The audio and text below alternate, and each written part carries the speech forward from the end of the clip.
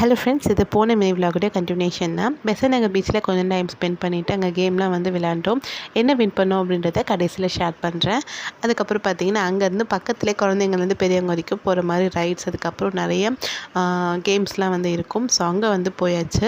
ஆசிலாவுமே நல்லா என்ஜாய் பண்ணிகிட்டு இருந்தான். நாங்களுமே அங்கே இருக்க ரைட்ஸ்லாம் வந்து ஏறி போயிட்டுருந்தோம்.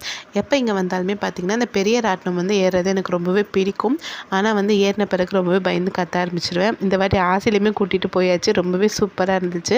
ஸோ அங்கேருந்து பார்த்திங்கன்னா நேராக டின்னருக்கு வந்து ஹோட்டல் தான் வந்து போயிட்டோம்.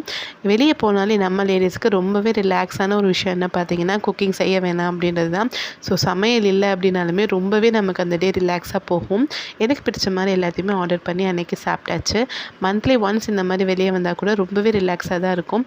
ஸோ லேடிஸ் உள்ளே இருக்கனால நமக்கு தான் அதோடைய ஃபீல் கண்டிப்பாக தெரியும் இல்லையா.